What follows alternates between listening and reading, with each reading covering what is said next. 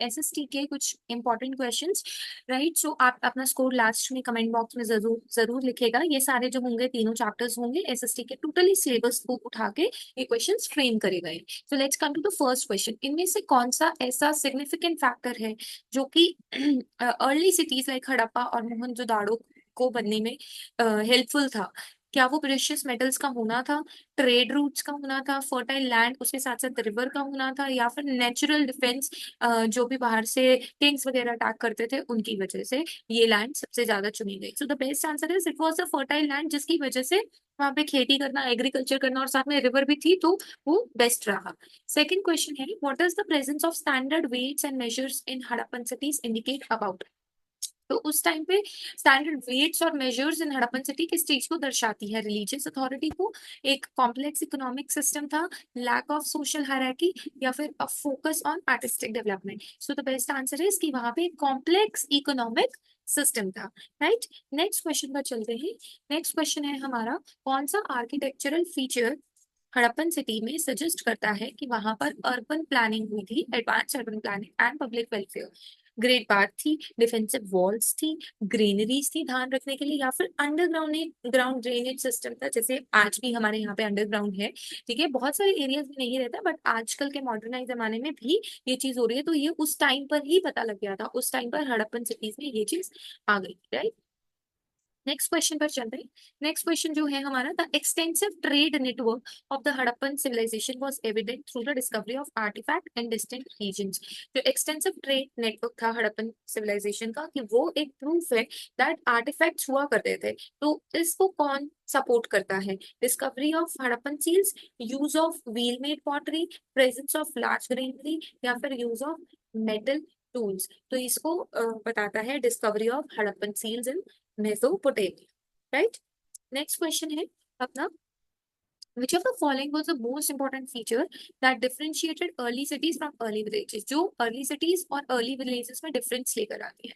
population size बढ़ा था village और cities के comparatively, agriculture advance हो चुका था, presence of governing authority थी, और labor का division था, कौन क्या काम करेगा, या फिर writing, लोगों में लेखन के प्रति रुचि थी? So here the best answer is कि गवर्निंग अथॉरिटी आ गई थी, पता था लोगों को कि उनको क्या काम करना है, और उनको बताया जाता था किसका क्या रोल है, राइट। ये सबसे इंपॉर्टेंट था।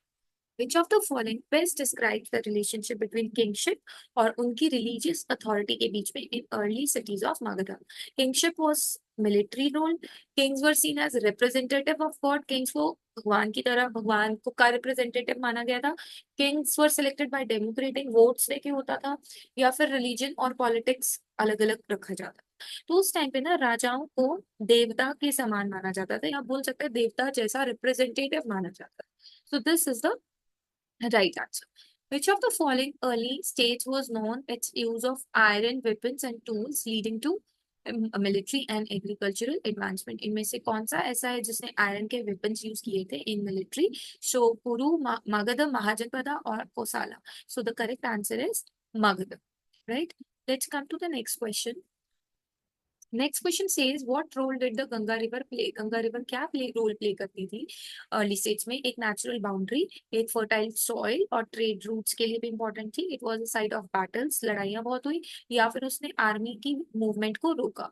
सो the best answer would be it provided fertile soil for agriculture. पानी था तो इरिगेशन में हेल्प करेगा, ठीक है, और ट्रेड रूट्स में भी हेल्प रहेगा। Next question is, concept of Karma, Karma का कॉन्सेप्ट कौन से फिलोसफिकल ट्रेडिशन से आया?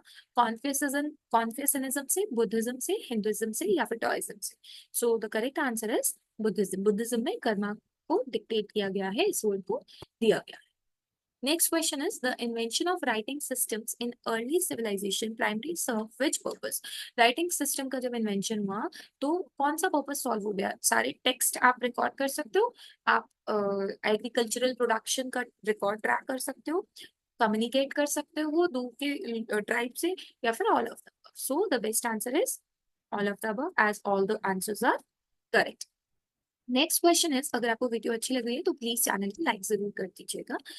The transition from hunting gathering to farming, hunting से गैदरिंग पर आना, राइट, हंटिंग गैदरिंग से फार्मिंग पर आना, सॉरी, ये कौन से चेंज में आता है? Neolithic, industrial revolution, urban revolution, technological revolution?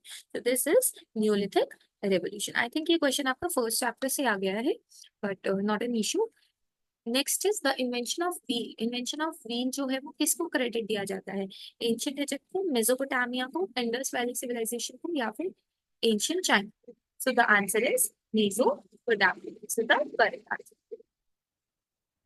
Next question is the concept of divine of right of king suggest that. अगर इसी से देखें, divine right of king, Kings का डिवाइन राइट यानी उनका हक। Kings were chosen by people, लोग उन्हें चूज करते थे। किंग्स को अभी मैंने बताया had a mandate from the gods to rule, उनके पास ऐसा था कि उनको भगवान ने ऑर्डर दिया है रूल करने का। Kings council of Elder elect करते थे, या किंग्स मिलिट्री के द्वारा अपॉइंट किया जाता। तो अभी मैंने इस चीज के बारे में डिस्कस भी किया था। B is the correct answer. Next question is what role did the capital city of Pataliputra play in the administration of Mauryan Empire?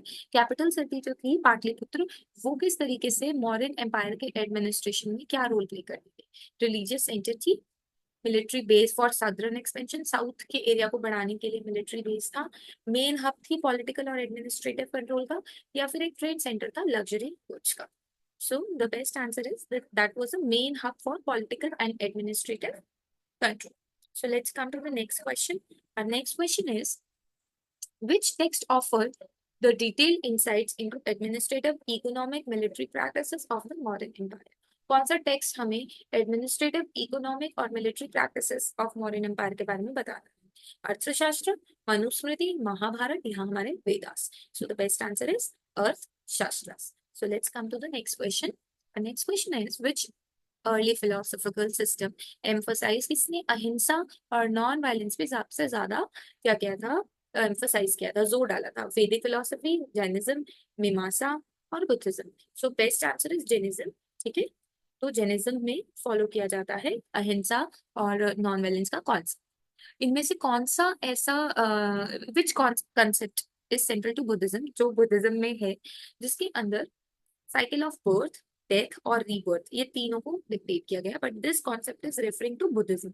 तो बुद्धिज्म से रिलेट करते हुए अहिंसा होगा, मोक्षा होगा, निर्वाणा या samsara? So the best answer is samsara. Right, so this is all about the video. अगर आपको video productive लगी तो please like, subscribe and share. Thank you so much for watching.